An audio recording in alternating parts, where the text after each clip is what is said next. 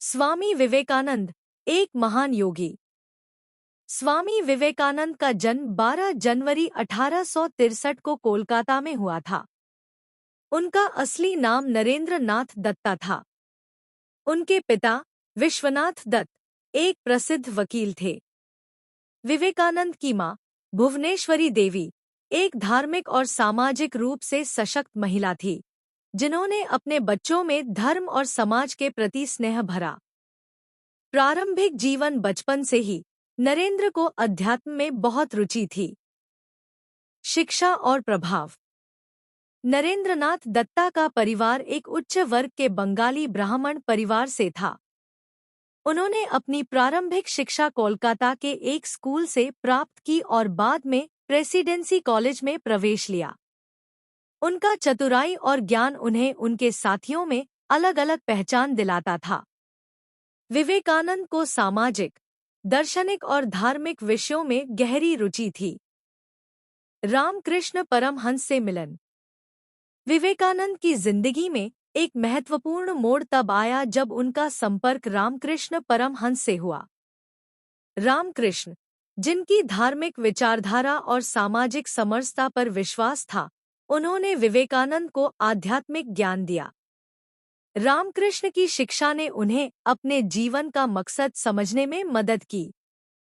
इस दौरान उन्हें धार्मिक अनुशासन और सामाजिक सेवा की महत्ता भी समझ में आई। अपने गुरु रामकृष्ण परमहंस से प्रभावित होकर सनातन धर्म और वेदांत के ज्ञान को समझा। रामकृष्ण जी के संग में उनकी भक्ति और ज्ञान के मूल्यों को समझा और अपने जीवन को इस पर आधारित किया। रामकृष्ण के विचारों का उन पर गहरा असर पड़ा और उन्हें परम समर्पण किया। रामकृष्ण मिशन का गठन 1886 में रामकृष्ण परमहंस के महानिर्वाण के बाद विवेकानंद ने रामकृष्ण मिशन की स्थापना की, क्योंकि संस्था का उपदेश रामकृष्ण के विचारों को प्रचारित करना और सामाजिक सेवा का काम करना था। उनका मानना था कि समाज में सुधार के लिए प्रशिक्षण और शिक्षा बहुत जरूरी है। विवेकानंद ने समाज की गरीब और गरीब वर्ग की सहायता पर विशेष ध्यान दिया। अमेरिका यात्रा। स्वामी विवेकानंद ने 1893 में शिकागो में हुए विश्व धर्म संसद में भाग लिया। उनका परिचय sisters and brothers of America से शुरू हुआ, जो सभी के लिए एक भाईचारा का संदेश था। उनकी भाषा ने सुनने वालों पर गहरा प्रभाव डाला और वे धर्म और मानवता के विचार दुनिया भर में प्रचारित करने लगे। वेदांत और योग। विवेकानंद ने वेदांत और योग को विशेष रूप से प्रचारित किया।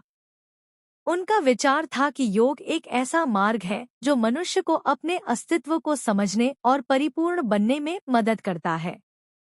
उन्हें 4 प्रकार के योग, कर्म योग, भक्ति योग, ज्ञान योग और राज योग के बारे में विस्तार से बताया गया।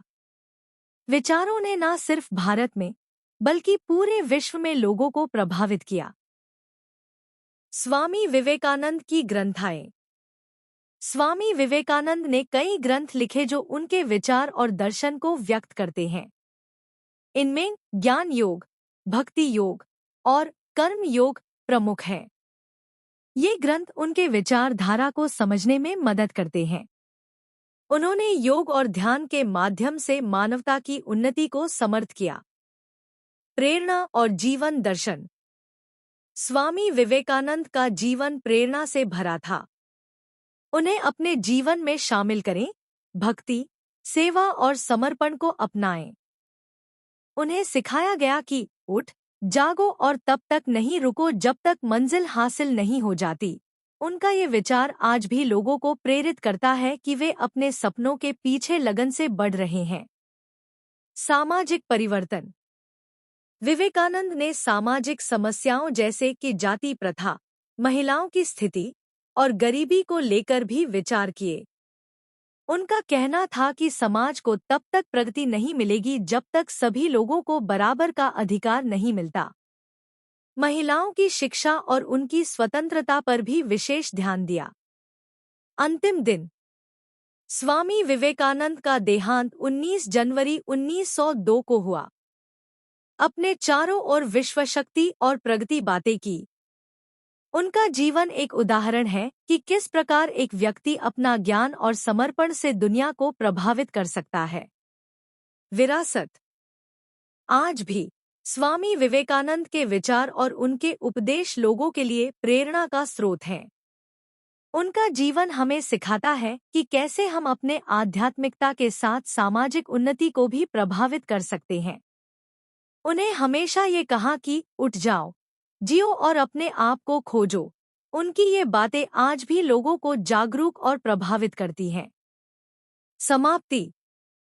स्वामी विवेकानंद का जीवन एक प्रेरणा का स्रोत है, जो सभी के लिए उन्नत समाज और धर्म की बातें करते हैं। उनका विचार आज भी विकास की दिशा में महत्वपूर्ण है। उनका संदेश है कि हमें अपने अंदर की शक्ति को समझना होगा और समाज के लिए कुछ करना होगा। उनकी सोच और दर्शन हमेशा हमारे साथ रहेंगे। हम एक बेहतर भविष्य की और प्रगति की ओर अग्रसर रहेंगे।